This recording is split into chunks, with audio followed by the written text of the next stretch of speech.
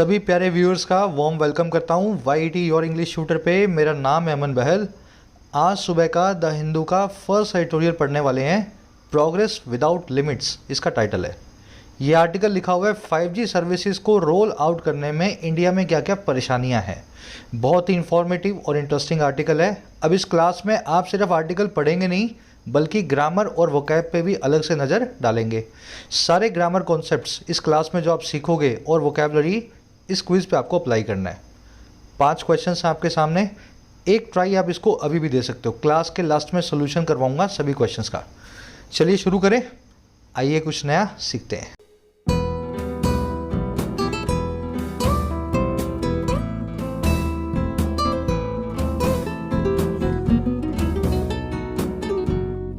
कह रहे progress without limits. Progress का मतलब है विकास, प्रगति, और लिमिट्स का मतलब होता है सीमाएं, बाउंड्रीज। कह रहा ऐसी प्रोग्रेस करनी है हमें जिसमें कोई लिमिट्स ना हो। 5G सर्विसेज अगर इंडिया में आएगी तो कुछ ऐसा करना कि सबके हाथ में 5G फ़ोन हो। ऐसा ना हो सिर्फ अमीर लोग ही 5G को यूज़ कर पाएँ। बात किसकी कर रहे हैं? बात हो रही है on clearing of decks for the first auction of radio spectrum. बात की जा रही है डेक्स को क्लियर करने की।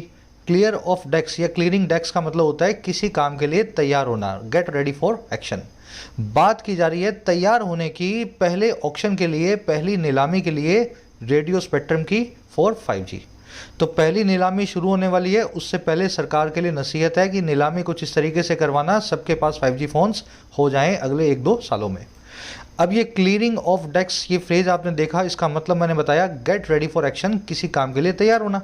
अब इसको याद कैसे रखेंगे? देखिए डेक होता है समंदर का किनारा, पोर्ट का, बंदरगाह का, जहाँ पे आगे जहाज़ खड़े होते हैं। अगर आप क्लियर डेक कर रहे हैं ना तो पता क्या कर रहे हैं आप? किसी जहाज़ के आने के लिए रास्ता साफ कर रहे हैं। आपने क्लियर द डेक्स किया, एक दूसरा जहाज़ आएगा, उस जगह पे डेक पे खड़ा होगा। या फिर इसका एक दूसरा मीनिंग ये हो सकता है कि डेक पे बहुत सारे जहाज़ खड़े थे बंदरगाह पे और आपने सारे जहाज़ों को समुद्र में भेज दिया, डेक को क्लियर कर दिया।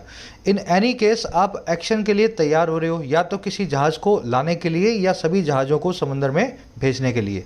तो बंदरगाह से, पोर्ट से, डेक से इस फेज को आप कनेक्ट करके रख सकते हैं। चलो आओ इसके टाइटल पैराग्राफ पे देखें क्या कहना चाह रहा है। कह रहा है India must ensure 5G caters to the largest sections of the population। कह रहा है इंडिया को इंश्योर करना ही चाहिए, इस चीज़ को पक्का करना ही चाहिए। इंश्योर करना मतलब किसी चीज़ को पक्का करना कि जो 5G है ना वो सर्व करता है, केटर करता है, और किसको? सबसे बड़े सेक्शंस को, हमारी पॉपुलेशन के सबसे बड़े समुदायों को, हमारे समाज के। अब ये सबसे बड़े समुदाय कौन से हैं? ज़्यादातर लोग जो BPL हैं, जो मिडिल क्लास इनकम वाले हैं, लोअर मिडिल क्लास के हैं, वहाँ तक भी 5G पहुँचे। बड़े सेक्शन यही है ना इंडिया में, अमीर लोग तो बहुत कम है। तो यही इंडिया को इंश्योर करना है। इंडिया आपका सब्जेक्ट है, मस्ट इंश्योर इसकी वर्ब है, 5G सब्जेक्ट है, केटर टू इसकी वर्ब है। केटर के बाद में टू प्रेपोजिशन है, ये साथ में चलता है पूरा फ्रेज, मैंने तो एक साथ लिख दिया इसको। केटर टू करने का मतलब होता है किसी को सर्व करना, किसी को सुविधाएं देना, सप्लाई करना। चलिए अब इस आर्टिकल की वोकैबलरी पे नज़र डालेंगे। एक लाइक और एक शेयर जरूर से दें सेशन को अगर आपको ये हेल्पफुल लगता है। वोकैब एक साथ देख लोगे तो इसको स्मूथली आपको पढ़ने में दिक्कत नहीं होगी। उसी के साथ ऐड करना चाहूँगा, कॉम्पिटिटिव एग्जाम्स की प्रिपरेशन का सबसे इंपॉर्टेंट आस्पेक्ट है मॉक टेस्ट, और इसके लिए मैं आपको सजेस्ट करता हूँ टेस्टबुक.com। इंडस्ट्री लीडर है और सभी के सभी कॉम्पिटिटिव एग्जाम्स का SSC, railways, banking, UPSC, defence एक सिंगल पैकेज आपको बना करके देता है। तो इससे आप मल्टीपल एग्जाम्स के बहुत सारे मॉक टेस्ट को एक साथ एक ही पैकेज में एक्सेस कर पाएंगे। अब ये सारे मॉक टेस्ट तकरीबन 41,000 हो चुके हैं। इन सभी को आप एक्सेस कर सकते हैं 1 साल की वैलिडिटी के साथ 399 में और 3 साल की वैलिडिटी के साथ में 599 में। लेकिन याद रखें इस पर आपको मिलता है एडिशनल ऑफ अगर आप यूज़ करते हैं कोड YD10। कोड को यूज़ करने से 1 साल का मॉक टेस्ट पैक आपको मिलता है 360 में और 3 साल का आपको मिलता है 540 में। कुछ डिस्काउंट्स अमेजन पे से पेमेंट करने पे भी चल रहे हैं, आप उनका फ़ायदा भी ले सकते हैं। लिंक रखा है ऐप का कमेंट सेक्शन में। चलो let's move on to vocabulary. ये वोकैबलरी शीट है, सारे पुराने नए वर्ड्स 1000 के करीब इस शीट में आपको डिटेल में मिलेंगे। टेलीग्राम ग्रुप से आप इसको डाउनलोड भी कर सकते हो। लेवरेज का मतलब होता है एडवांटेज या इन्फ्लुएंस, किसी चीज़ का फ़ायदा लेना। वर्ब फॉर्म में हो गया फ़ायदा लेना, नाउन फॉर्म में हो गया फ़ायदा। जैसे businessman fund political parties to gain political leverage. Businessman political parties को फंड देते हैं, पैसा देते हैं ताकि गेन कर सकें, पा सकें राजनीतिक इन्फ्लुएंस को या एडवांटेज को। यहाँ पे लेवरेज एक नाउन है। वैसे you need to leverage your expertise to get a good job in today's market. आपको ज़रूरत है लेवरेज करने की। यहाँ पे लेवरेज वर्ब हो गई, अब टू लेवरेज एक इन्फिनेटिव हो गया। यहाँ पे आपको ज़रूरत है लेवरेज करने की, जो है इन्फ्लुएंस लेने की, एडवांटेज लेने की, आपके स्किल सेट की, आपकी कुशलता की, एक्सपर्टीज़ की, ताकि एक अच्छी जॉब मिल सके आपको आजकल के बाज़ारों में। तो ये नाउन और वर्ब दोनों तरीके से यूज़ होने वाला वर्ड है। आज वर्ब की फॉर्म में आएगा। किसी चीज़ की एडवांटेज लेने को बोलते हैं लेवरेज करना। एक वर्ड है हमारे पास डेबिलिटेट, बहुत बार आता है वर्ड। इसका मतलब होता है किसी को कमज़ोर बनाना, किसी को अपाइज बना देना, इतना कमज़ोर कि वो अपाइज हो जाए, क्रिपल कर देना, अंडरमाइन कर देना, इम्पेयर कर देना। आज इसका सिनोनिम अंडरमाइन, इसको आप आर्टिकल में देखने वाले हैं। Protracted strides have debilitated the industry. लंबी खिंची हुई हड़तालों ने, प्रोट्रैक्टेड बहुत लंबी खिंची हुई हड़तालों ने डेबिलिटेट कर दिया है, कमज़ोर बना दिया है, अपाइज बना दिया है पूरी इंडस्ट्री को, पूरी, समझ गए ना। चलो फिर एक अगला वर्ड है अपने पास कॉग्निसेंट। कॉग्निसेंट का मतलब होता है अवेयर, किसी मामले में इन्फॉर्म्ड। आपको पता हो किसी चीज़ के बारे में तो आप कॉग्निसेंट होते हैं। Rash drivers are often not cognizant of the danger they cause to the lives of other. Rash drivers जो होते हैं वो अक्सर कॉग्निसेंट नहीं होते हैं, अक्सर अवेयर नहीं होते हैं उस डेंजर से, उस खतरे से जो कि वो कॉज करते हैं दूसरों की ज़िंदगियों को, लाइव्स टू द अदर्स। अगर उनको पता हो कि हम कितना खतरनाक चला रहे हैं तो वो रैश ड्राइविंग शायद ना करें। अब ये कॉग्निसेंट के बाद में ऑफ आता है, कॉन्शियस के बाद में ऑफ आता है, aware of, informed of, knowing of, ये सारे वर्ड्स अपने बाद ऑफ लेते हैं। आज इसका सिनोनिम कॉन्शियस आप देखेंगे। यहाँ पे कॉग्निसेंट की जगह कॉन्शियस भी आ सकता था, एक ही बात है। फिर अगला वर्ड है वैनगार्ड। वैनगार्ड वो वाली गार्ड होता है जो सबसे आगे बटालियन चलती है किसी जंग के मैदान में, उसको बोलते हैं वैनगार्ड। एक वैन में कुछ गार्ड चल रहे हैं सबसे आगे आगे, समझ में आया। आर्मी की या बटालियन की वो टुकड़ी जो सबसे आगे से लीड करे पूरी बटालियन को, उसको बोलते हैं वैनगार्ड। तो वैनगार्ड का एक मीनिंग ये भी हो गया, आर्मी की लीडिंग यूनिट तो है ही, लेकिन किसी भी फील्ड में सबसे इंस्पायरिंग एग्जाम्पल जो है ना वो भी वैनगार्ड होगा। बात आ रही है समझ में। आर्मी की सबसे आगे वाली टुकड़ी भी वैनगार्ड है, और किसी भी इंडस्ट्री में सबसे आगे चलने वाला लीडर जो सबसे इंस्पायरिंग एग्जांपल है वो भी वैनगार्ड है। जैसे Google and Meta are in the vanguard of our technology front. Google और मेटा जो हैं, फेसबुक जो हैं, वो सबसे आगे हैं, इन द वैनगार्ड हैं हमारी टेक्नोलॉजी फ्रंट के, हमारे तकनीक के मोर्चे के। तो सबसे इंस्पायरिंग जो है एग्जाम्पल होता है किसी इंडस्ट्री का, वो भी वैनगार्ड कहलाता है। इस वैनगार्ड का सिनोनिम है पायनियर, ये आपने वर्ड बहुत बार सुना होगा, आज आर्टिकल में देखेंगे। फिर इसके कुछ और वर्ड्स भी हैं सिनोनिम, जैसे कटिंग एज, अवंट-ग्रेड एंड फॉरफ्रंट। ठीक है, ये अच्छे अच्छे सिनोनिम्स हैं सारे। आप तो खाली आज पायनियर को देखेंगे, बाकी भी आपको दिमाग में बैठाने चाहिए। अवंट-ग्रेड को खास ध्यान रखना, सबसे बेहतरीन क्वालिटी की कोई चीज़ कहलाती है अवंट-ग्रेड। चलिए लास्ट वर्ड है स्टैगर्ड। एक स्टैगर नाम का वर्ड मैंने आपको पहले करवाया था, उसका मतलब होता है लड़खड़ाना। आज उसकी थर्ड फॉर्म है स्टैगर्ड। स्टैगर्ड के दो मीनिंग हो गए, पहला तो कोई चीज़ लड़खड़ाती हुई हो, something that is unable to walk properly, या फिर कोई इंसान जो बहुत सरप्राइज्ड हो। कभी कभी अपने को कोई ऐसी सरप्राइजिंग न्यूज़ मिलती है कि अपने ठीक से चल भी नहीं पाते हैं, है ना, खड़े खड़े अपने को सहारा लेना पड़ता है किसी चीज़ का, तब आप स्टैगर्ड हो जाते हो, है ना, बिविल्डर्ड हो जाते हो, कन्फाउंडेड हो जाते हो। जैसे she was staggered at the site of the dog. कुत्ते को देखते ही वो लड़खड़ा गई, या तो बहुत सरप्राइज्ड हो गई या ठीक से चल नहीं पा रही थी, समझ लो। तो ये होता है स्टैगर्ड का पहला वाला मीनिंग, लड़खड़ाने से कनेक्टेड है। लेकिन इसका दूसरा मीनिंग आज आप आर्टिकल में देखेंगे, वो होता है किसी चीज़ को अरेंज करना सिस्टमैटिक ऑर्डर में। ये स्टैगर्ड वर्ड का एडिशनल मीनिंग है। जैसे the coach staggered the players in the field. Coach साहब ने स्टैगर कर दिया, अरेंज कर दिया प्लेयर्स को एक फील्ड के अंदर, एक मैदान के अंदर। सिस्टमैटिकली अरेंज करना, तू यहाँ खड़ा हो, तू यहाँ खड़ा हो, तू यहाँ खड़ा हो, है ना, ऐसा करके कोच साहब ने सबको सिस्टमैटिकली अरेंज किया। तो ये दूसरा वाला जो मीनिंग है ना, इसको आज आप आर्टिकल में देखने वाले हैं। चलिए वोकैब के 5-6 वर्ड्स हैं, डिटेल में हो गए हैं। आ जाओ आर्टिकल पे, एक समरी आपको दे दें किस बारे में लिखा हुआ है। 5G स्पेक्ट्रम जो है बहुत जल्दी लॉन्च हो जाने वाला है इंडिया में। इसकी बोली जो है स्पेक्ट्रम की वो शुरू होने वाली है, लेकिन बोली के लिए, ऑक्शन के लिए सरकार ने बहुत ज़्यादा बेस प्राइस रखा है। हमारा आर्टिकल करेगा इतना बेस प्राइस जियो और एयरटेल के अलावा दूसरी कोई कंपनी अफोर्ड नहीं कर पाएगी। और अगर ऐसा हुआ तो ये दोनों कंपनीज डिओपोली बना के बैठी हैं। डिओपोली का मतलब होता है आपस में साठ गांठ करके प्राइसेस को सेट करना। तो डिओपोली इन्होंने बना रखी है। आगे जा कर के ये प्राइसेस को अपने हिसाब से मनमाने ढंग से वसूलेंगी अपने कस्टमर से। तो पहले ही आपको देख लेना कि कहीं प्राइस बहुत ज़्यादा ना हो, कहीं ऐसा ना हो कि 5G सिर्फ अमीरों की चीज़ बन के रह जाए, गरीब लोग इस टेक्नोलॉजी को जो है यूज़ ना कर पाए। तो इसकी ये नसीहत है सरकार से, 5G को तरीके से ही रोल आउट करवाना, ऐसा ना हो इंडिया के सिर्फ 5% लोग 5G को यूज़ कर पाएँ। समझ में आ गया? आज की टोन है सजेस्टिंग, सरकार को कुछ सजेस्ट कर रहा है, कुछ जो है समझ गए ना, कुछ रेकमेंड कर रहा है रिकमेंडिंग टोन में। शुरू करते हैं आर्टिकल को। अगेन स्टोरी की तरह ही पढ़ना है, ये एक पूरी स्टोरी है, स्टोरी के छोटे छोटे पार्ट्स हैं, उनको पढ़ते जाओ, पूरी स्टोरी तैयार हो जाएगी। कह रहा है the union cabinet last week clear the decks for the first auction of radio spectrum to facilitate the roll out of 5G telecommunication services. कह रहा है यूनियन कैबिनेट ने, यूनियन कैबिनेट आप समझ गए ना, हमारी संसद ने, ऐसा समझ लो हमारी संसद ने या हमारे जो है जो अपने नेताओं का जो कैबिनेट है, उसने पिछले हफ्ते क्लियर कर दिया डेक्स को। क्लियर डेक्स का मतलब होता है किसी चीज़ की तैयारी करना। तो इन्होंने क्लियर कर दिया डेक्स को, हरी झंडी दे दी, तैयार हो गए पहली ऑक्शन के लिए, पहली बोली के लिए, नीलामी के लिए जो है रेडियो स्पेक्ट्रम की, ताकि फैसिलिटेट कर पाएँ, ताकि फैसिलिटी दे पाएँ, हेल्प कर पाएँ, और किसको, रोल आउट को, लॉन्च को 5G टेलीकम्युनिकेशन सर्विसेज के इंडिया के अंदर। हरी झंडी इन्होंने दिखा दी है, अब रेडियो स्पेक्ट्रम की नीलामी होने वाली है, 5G स्पेक्ट्रम इंडिया में आने वाला है। कैबिनेट की वर्ब है clear, clear the decks for something, किसी चीज़ के लिए तैयार हो जाना। ऑक्शन मतलब नीलामी, इसको बिडिंग भी बोलते हैं, बोली भी बोलते हैं। फैसिलिटेट करना मतलब हेल्प करना, किसी को फैसिलिटी देना। रोल आउट, इस वर्ड को आप जानते हैं, इसका मतलब होता है किसी चीज़ को लॉन्च करना, ठीक है, लॉन्च करना। अब मैं चाहूँगा सब लोग अपने दिमाग पे जोर डालें। रोल आउट तो मैंने बता दिया, रोल बैक और रोल ओवर, इन दोनों में क्या फ़र्क होता है? रोल आउट से ये दोनों वर्ड्स बाकी के कैसे डिफरेंट है?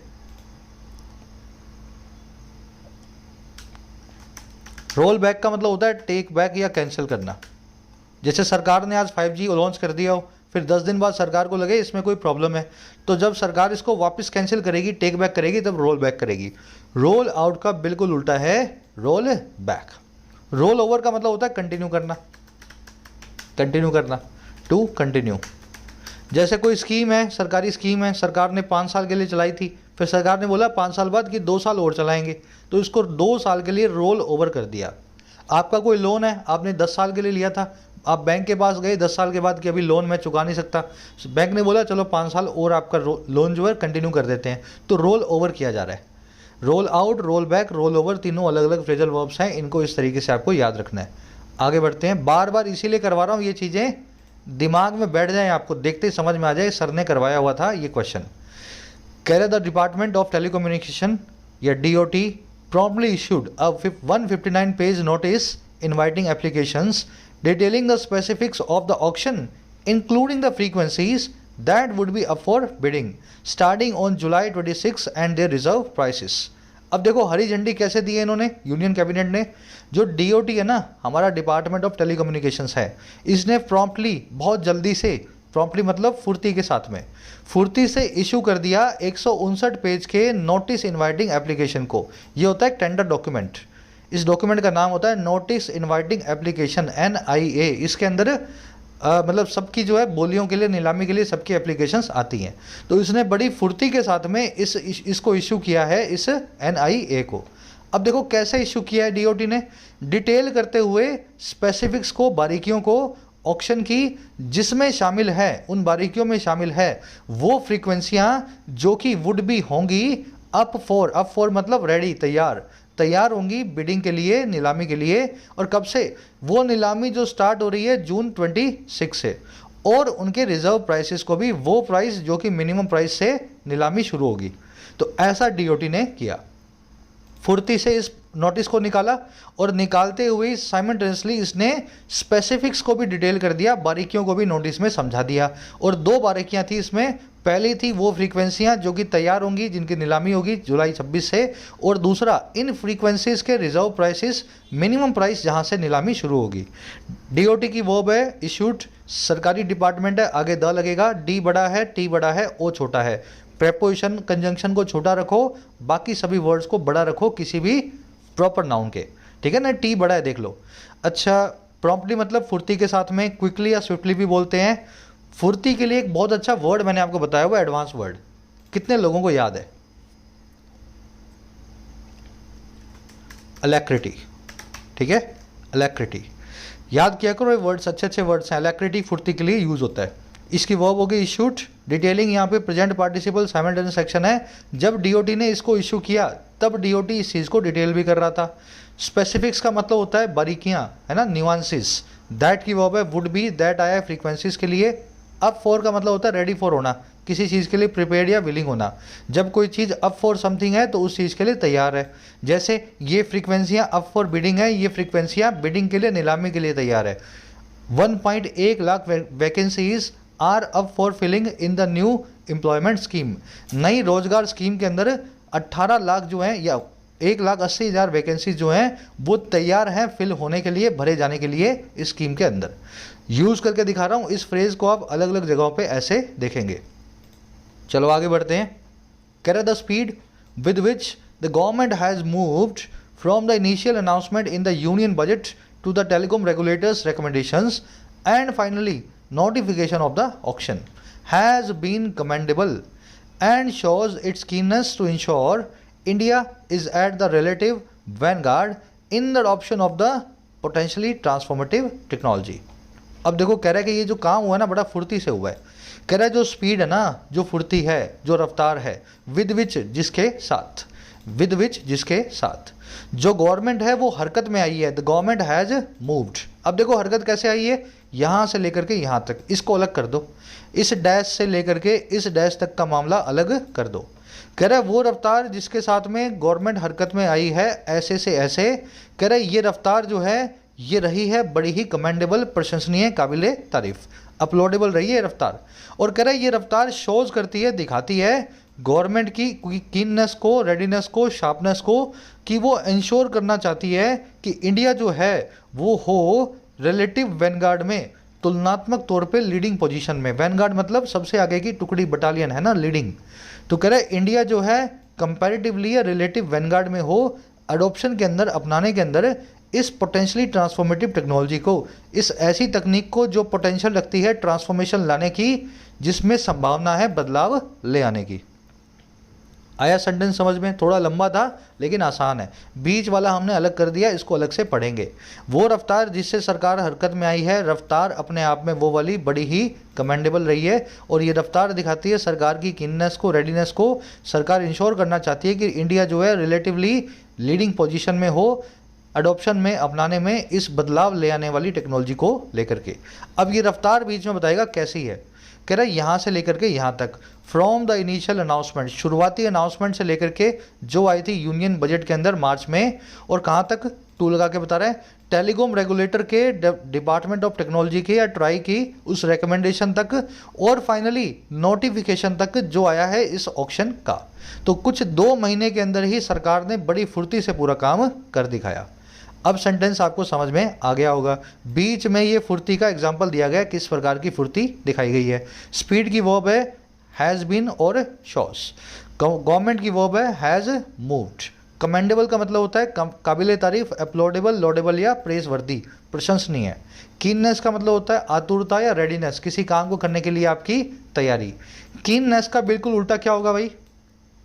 किसी काम को करने के लिए आप तैयार ही ना हो, आपको झिझक ही झिझक हो रही हो, तो उस झिझक को क्या बोलेंगे हम? अनरेडीनेस बोलेंगे क्या? ऐसा लिख दूं क्या? देखो अच्छा वर्ड है इसके लिए रिलक्टेंस या है डिफिडेंस। सारे वर्ड्स हो चुके हैं वोकैब शीट में। क्लास में रेगुलर हो तो इन वर्ड्स के बारे में 10-10 बार सुन चुके हो आप। रिलक्टेंस, डिफिडेंस या हेजिटेंस आपकी कहलाती है, समझ गए ना, उल्टा, कीननेस का उल्टा। इंडिया की वर्ब है इज। वैनगार्ड का मतलब है avant-garde, pioneer, someone in the leading forefront, सबसे आगे पोजीशन में। अडॉप्शन का मतलब होता है अपनाना। ट्रांसफॉर्मेटिव मतलब बदलाव ले आने वाला। चलो आगे बढ़ेंगे। कह रहा है the government has underscored that its primary motivation is to boost regional digital connectivity, a laudable objective given that the rapid growth of wireless telephony has perceptively helped improve the delivery of services such as this and this। Simple sentence है। सरकार ने underscore किया है। Underscore करना मतलब किसी चीज़ को highlight करना, किसी चीज़ को अंडरलाइन करना, किसी चीज़ पे प्रकाश डालना, रोशनी डालना। सरकार ने अंडरस्कोर किया है, हाईलाइट किया है, एम्फसाइज किया है इसके प्राइमरी मोटिवेशन को, सरकार के सबसे बड़े जो ऑब्जेक्टिव को, इस पूरे काम को करने का।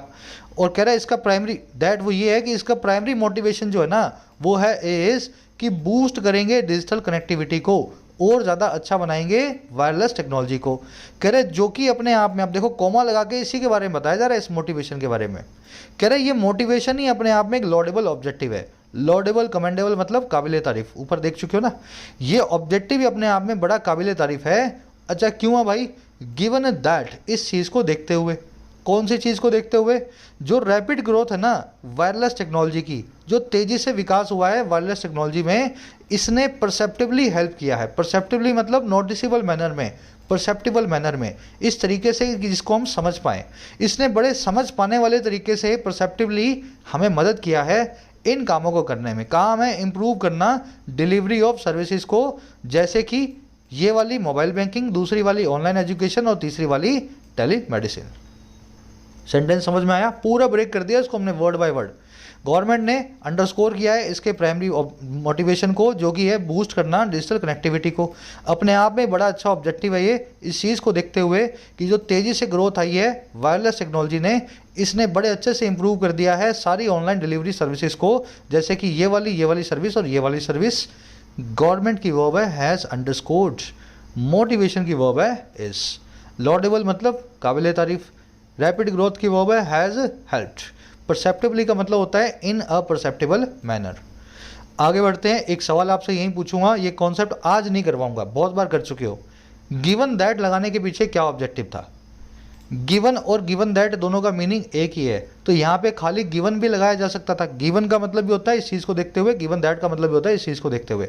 ऐसी कौन सी चीज़ यहाँ पे आ गई कि गिवन दैट को यूज़ करना पड़ा? डालना कॉमेंट्स में जिनको आता हो। कह रहे द रब however is in the details. अब कह रहे सारी अच्छी अच्छी बातें हैं, लेकिन जो रब है ना, जो क्लैश है, जो फ्रिक्शन है, वो हालांकि डिटेल्स में है। इस पूरे मामले की जब तय में जाओगे तब आपको पता लगेगा। रब का मतलब है बुरी चीज़ें। अब वो कौन कौन सी चीज़ें हैं? कह रहा while most of the specific frequency bands that telecom providers consider optimal for the introduction of 5G services have been made available, including in the sub 1 GHz range and C-band frequency of 3.3 GHz and the higher 26 GHz। इतना ही पढ़ेंगे, लंबा sentence है। कह रहे जहाँ ज़्यादातर जो specific frequency bands हैं जिनको टेलीकॉम प्रोवाइडर्स कंसीडर करते हैं अपने आप के लिए ऑप्टिमल या आइडियल, और किसके लिए? इंट्रोडक्शन करने के लिए 5G सर्विसेज को। कह रहे जहाँ ये सारे के सारे स्पेसिफिक बैंड्स जो है ना, ये अवेलेबल करवा दिए गए हैं, इनको ले आया गया है, जिसमें शामिल है ये सारे के सारे बैंड्स। कह रहे जहाँ ऐसा है। वहीं अब आगे कह रहे the government decision to set the reserve price for the spectrum based on the regulators recommendations reveals a prioritisation of revenue over the country's long term health. कह रहे वहीं सरकार का जो फैसला है ना रिजर्व प्राइस को सेट करने का, रिजर्व प्राइस मतलब जहाँ से बोली शुरू होगी, बिल्कुल बेस प्राइस। कह रहे रिजर्व प्राइस को सेट करने का स्पेक्ट्रम के लिए, और किसके आधार पे? बेस्ड ऑन रेगुलेटर की रिकमेंडेशन के। रेगुलेटर कौन है? Try, telecom regulatory authority of India. तो रेगुलेटर के हिसाब से ही अपना प्राइस सेट कर देने का जो सरकार का फैसला है, ये फैसला रिवील करता है, खुलासा करता है एक प्राथमिकता देने का, प्रायोरिटाइजेशन का, जो है रेवेन्यू को, इनकम को, और किसके ऊपर? इंडस्ट्री की लॉन्ग टर्म हेल्थ के ऊपर, इस पूरी इंडस्ट्री की सेहत के ऊपर। तो रेगुलेटर ने बहुत ज़्यादा हाई प्राइस सरकार को सजेस्ट किया था और सरकार ने उसको मान भी लिया। सरकार ने रेगुलेटर के हिसाब से ही अपना प्राइस सेट कर दिया। इसको देख के ये लगता है कि सरकार सिर्फ पैसा कमाना चाह रही है इससे, जो कि गलत बात नहीं है, लेकिन पैसा को प्रायोरिटी दे रही है इंडस्ट्री की हेल्थ से भी ज़्यादा। चाहे टेलीकॉम इंडस्ट्री बर्बाद हो जाए, लेकिन सरकार खूब पैसा इस रेवेन्यू को, मतलब इस बिड से कमाएगी। आई बात समझ में? तो ये है सबसे बड़ा फ्रिक्शन। सरकार ने बेस प्राइस को बहुत ज़्यादा रखा है। मेरे ख्याल से अब सेंटेंस आपको सारा का सारा समझ में आ गया होगा। बैंड्स की वर्ब है have been made, telecom providers की वर्ब है कंसीडर, ऑप्टिमल का मतलब होता है आइडियल, आदर्श, ना कम ना ज़्यादा, बिल्कुल सही है ना, सही एकदम मात्रा में। डिसीजन की वर्ब है रिवील्स, बेस्ड ऑन का मतलब है आधारित, इसको प्रेमाइज्ड ऑन भी बोलते हैं। सेट यहाँ पे वर्ब है टू सेट, सेट करना मतलब किसी चीज़ को पोजीशन में लाना, और इसमें कुछ देखने वाला है नहीं। आगे बढ़े, मोस्ट के आगे द नहीं लगेगा, यहाँ पे मोस्ट का मतलब है ज़्यादातर। Most of the specific frequency bands का मतलब है ज़्यादातर स्पेसिफिक फ्रीक्वेंसी बैंड्स। जब भी ज़्यादातर की बात हो तब मोस्ट के आगे द ना लगाएं, लेकिन जब सबसे ज़्यादा की बात हो तब मोस्ट के आगे द को लगाया जाता है। जैसे she is the most beautiful girl in the class, वो सबसे ज़्यादा खूबसूरत लड़की है क्लास में, तब आपको मोस्ट के आगे द लगाना है। चलो आ जाओ, कह रहे even considering that an option for an staggered annual payout of the license fee over its 20 years term has been provided, the price is still high। कह रहा है यहाँ तक कि कंसीडर करते हुए इस चीज़ को, कंसीडरिंग दैट और गिवन दैट एक ही बात है, ठीक है। कह रहा है यहाँ तक कि गिवन दैट या कंसीडरिंग दैट, इसको देखते हुए दैट वो ये कि एक ऑप्शन जो है स्टैगर्ड एनुअल पे का, स्टैगर्ड मतलब सिस्टमैटिकली अरेंज्ड, हर साल की सिस्टमैटिकल एनुअल पेमेंट का लाइसेंस फी का अगले 20 साल की टर्म के लिए, कह रहा है इस ऑप्शन को प्रोवाइड किया गया है। कह रहा है कंसीडर करते हुए इस चीज़ को भी, प्राइस जो है अभी भी बहुत ज़्यादा है, प्राइस इज स्टिल हाई। तो सरकार ने बोला 20 साल में मत देना पैसा, एक साथ मत देना, शुरू में 20 साल में हर साल थोड़ा थोड़ा करके हमें देते जाओ। तो स्टैगर्ड एनुअल पे का ऑप्शन देने के बावजूद भी सरकार का प्राइस अभी भी काफ़ी ज़्यादा है।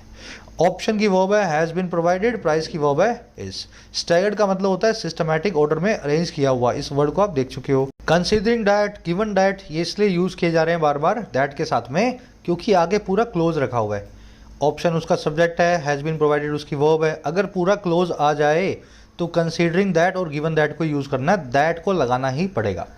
अगर खाली नाउन हो तो कंसीडरिंग या गिवन लिख के छोड़ दो, दैट को मत लगाओ। अब आ जाओ नेक्स्ट पैराग्राफ पे।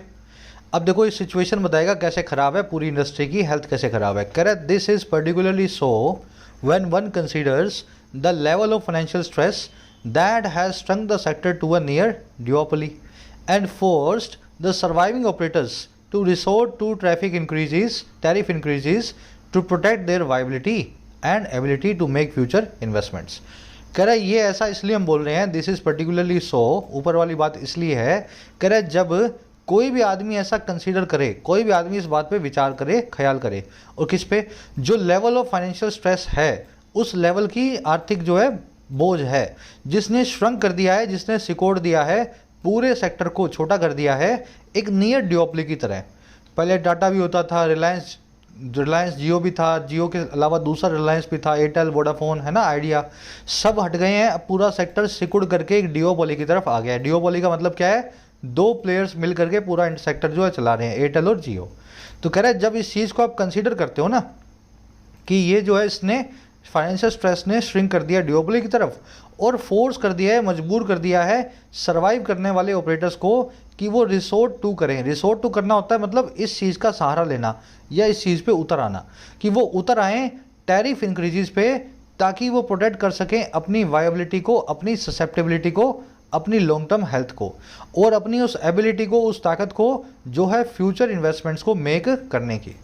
तो अगर आप इस चीज़ को देखेंगे ना, कंसीडर करेंगे कि इतनी फाइनेंशियल स्ट्रेस है, दो ही आदमी बचे हैं और वो बचने के लिए, जिंदा रहने के लिए टैरिफ को बढ़ाते जा रहे हैं ताकि कुछ इन्वेस्टमेंट करें, 4 पैसे अपने घर ले जाएं।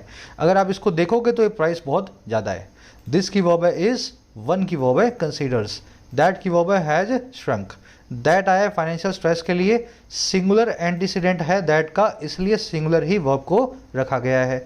कौन सी स्ट्रेस, दैट हैज श्रंक, जिसने श्रंक, जो श्रिंक कर दिया है। ड्यूओपली आपको मैंने बता दिया, फोर्स्ड इसकी दूसरी वर्ब है, दैट हैज फोर्स्ड, है ना। वायबिलिटी का मतलब होता है आपकी एप्रोप्रिएटनेस या आपकी किसी काम को करने की ताकत, लंबे वक्त तक किसी काम को ड्यूरेबिलिटी बोलते हो ना, ड्यूरेबिलिटी, टिकाऊपने को बोलते हैं वायबिलिटी, ड्यूरेबिलिटी। चलो आगे बढ़ते हैं। रिसोर्ट टू एक ऐसा फ्रेज है जिसके बाद या तो नाउन आएगा या वर्ब की आईएनजी फॉर्म आएगी। यहाँ पे रिसोर्ट टू के बाद में इंक्रीज नाम का नाउन आया हुआ है, अगर वर्ब आती तो इसको वर्ब की आईएनजी फॉर्म में यूज करना पड़ता। रिसोर्ट टू प्लस में वर्ब की आईएनजी फॉर्म। कह with 5G's adoption for the various possible and uses that leverage machine to machine communication such as LOT, smart agriculture, smart homes and others that bank on reliability including smart grids, and autonomous vehicles. Still in its relative infancy, even in advanced economies. The technology is yet some years away from scale-based economic viability. काफ़ी लंबा और confuse करने वाला sentence है, लेकिन इसको ध्यान से पढ़ना, मैं भी खुद भी कंफ्यूज हो गया था इसमें। कह रहा है इस चीज़ के साथ ही, किस चीज़ के साथ ही? 5G के अडोप्शन के साथ ही, 5G को अपनाने के साथ ही, और किसके लिए? अलग अलग तरह के वेरियस पॉसिबल एंड यूजेस के लिए। ऐसे एंड यूज़ का मतलब जिन यूज़ को एंड में करने वाले हैं कंज्यूमर्स, और पॉसिबल का मतलब है संभावित। कह रहा है 5G को बहुत सारे कंज्यूमरिस्टिक इस्तेमालों के लिए इस्तेमाल में लिए जाने के साथ ही। अब कौन से एंड यूज़ है? वो हैं इस टाइप के जो लेवरेज करते हैं, एडवांटेज लेते हैं मशीन टू मशीन कम्युनिकेशन का। एक मशीन दूसरी मशीन से बात कर रही है।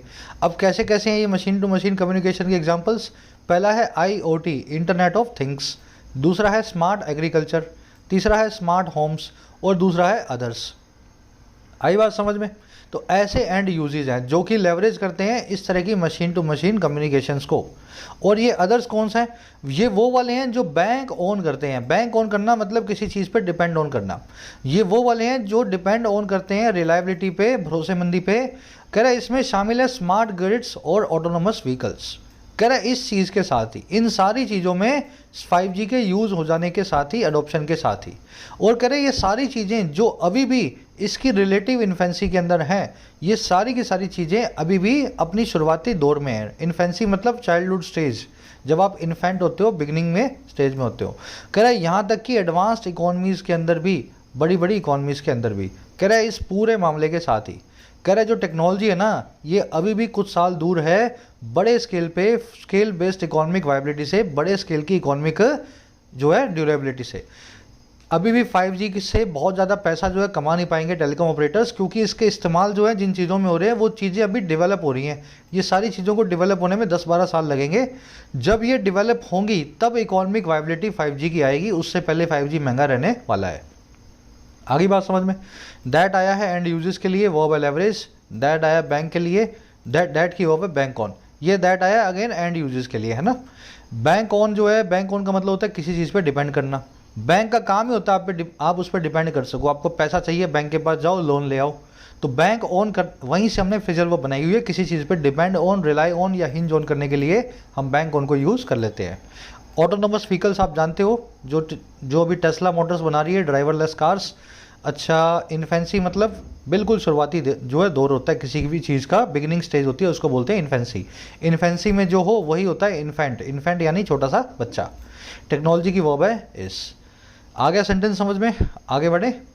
कह the relatively small size of the market for just faster downloads of videos and games, specially at a higher cost, makes it near certain that service providers will take an extra cautious approach both to bidding for spectrum and in rolling out services.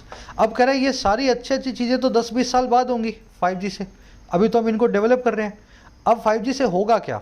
अब 5G का सिर्फ यही इस्तेमाल है कि इससे सिर्फ हम तेज़ी से मूवीज़ डाउनलोड करेंगे, है ना। इसके अलावा 5G का कोई प्रैक्टिकल यूज़ हमारे पास नहीं है।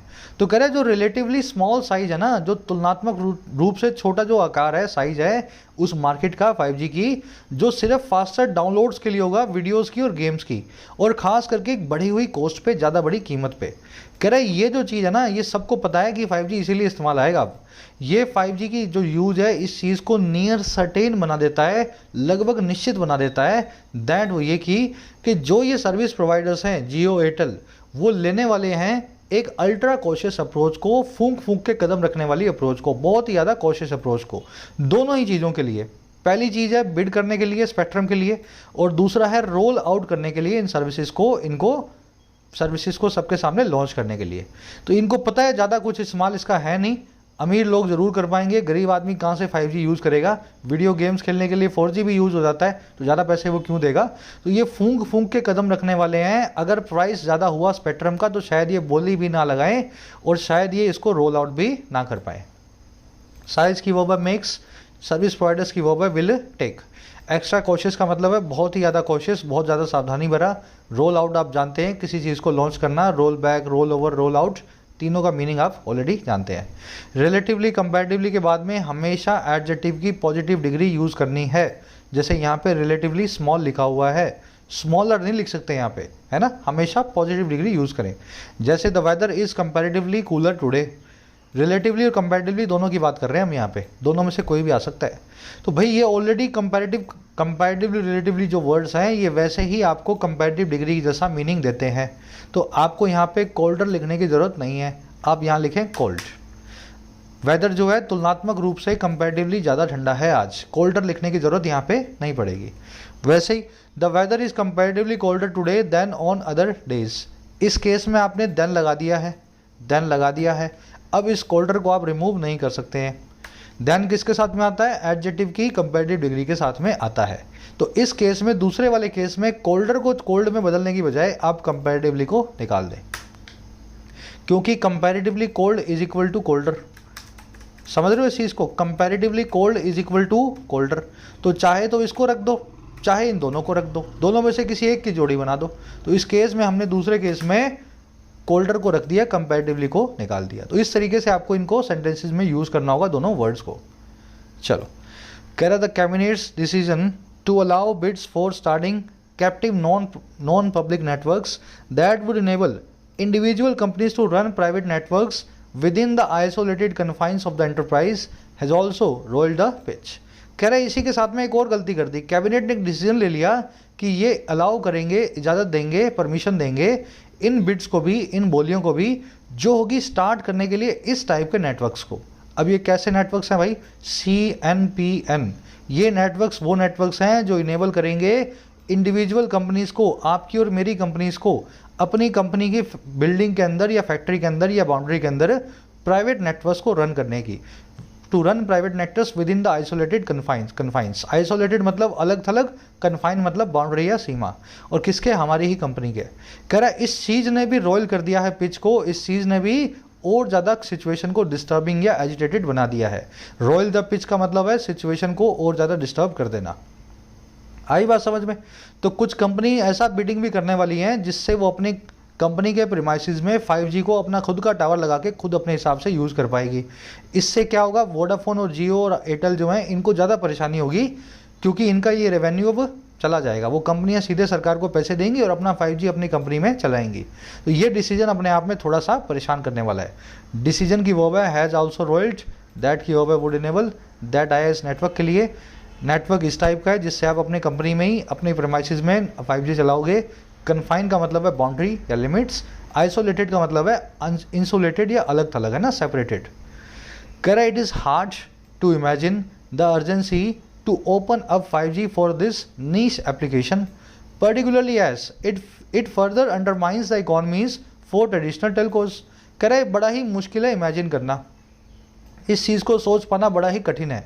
और किसको, उस अर्जेंसी को, उस इमरजेंसी को जो है ओपन अप करने की, खोल देने की 5G सर्विसेज को इस खास एप्लीकेशन के लिए, इस नीश एप्लीकेशन के लिए। एप्लीकेशन मतलब यूज़, नीश मतलब खास। कह रहा है इस खास इस्तेमाल के लिए भी 5G को खोलने की क्या ज़रूरत थी, ये बड़ा ही मुश्किल है सोचना। कह रहा है खास करके वो इसलिए, पर्टिकुलरली एज, खास करके इसलिए ये और ज़्यादा कमज़ोर बनाएगा, अपाहिज बनाएगा इकोनॉमीज़ को, टेलीकॉम कंपनीज के लिए, ट्रेडिशनल टेलकोज के लिए। तो उनकी आर्थिक व्यवस्था को और ज़्यादा नुकसान पहुंचाएगा। अब ये रेवेन्यू इन कंपनीज को नहीं मिलेगा जो कंपनियां अपने खुद के 5G टावर लगवा लेंगी। आ रही बात समझ में। तो इससे ज़्यादा परेशानी होगी। इट की वर्ब है इज़, इट की वर्ब है अंडरमाइंस, अंडरमाइन मतलब कमज़ोर बनाना। अच्छा, नीश मतलब खास, स्पेशल। नीश एक नया वर्ड है शायद आपके लिए, स्पेशल।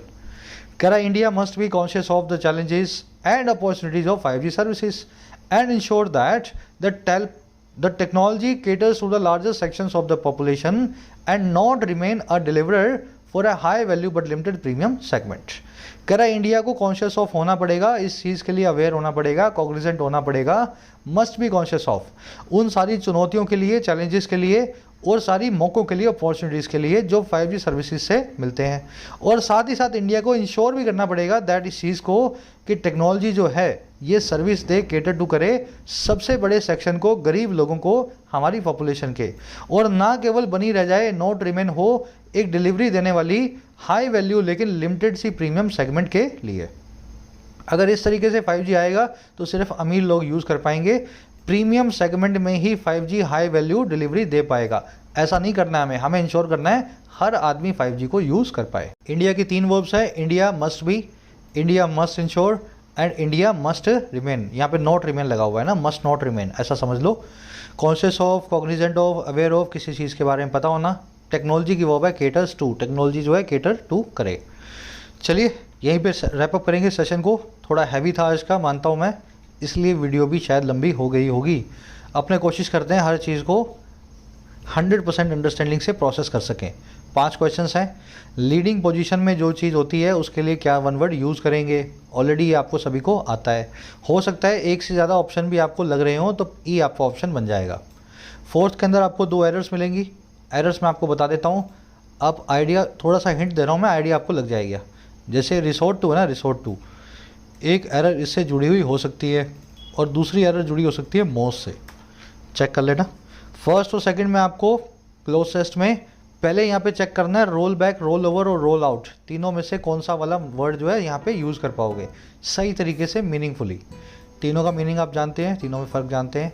सेकंड वाले में आपको चूज़ करना है कंपैरेटिवली के साथ में किस तरह का वर्ड आप यूज़ कर सकते हैं, लो, लोअर या द लोवेस्ट। बहुत ही सिंपल सा क्विज है। मैं सबके एक्सपेक्ट कर रहा हूँ एटलीस्ट 3 मार्क्स, कम से कम 3 मार्क्स मैं सबके एक्सपेक्ट कर रहा हूँ। मुझे लगता है ज़्यादातर लोगों के 4 या 5 मार्क्स आएंगे। इसी वीडियो के फर्स्ट कमेंट में आंसर्स हैं, जाके चेक कर लो। मेरे आंसर से अपने आंसर को मैच करने की कोशिश करना, कितने मार्क्स मिले ज़रूर से बताना। मुलाकात होगी नेक्स्ट क्लास में। सभी कोर्सेज अवेलेबल हैं अपनी एप्लीकेशन पे, SSC, बैंकिंग और राइटिंग स्किल्स, जाकर के फ़ायदा ले सकते हो। No cost no profit basis पे बहुत अफोर्डेबल प्राइसेस में अपने कोर्सेज अवेलेबल हैं। कोई भी क्वेरी हो कोर्सेज से रिलेटेड, ये नंबर है, इस पर व्हाट्सअप करें। Until then, signing out.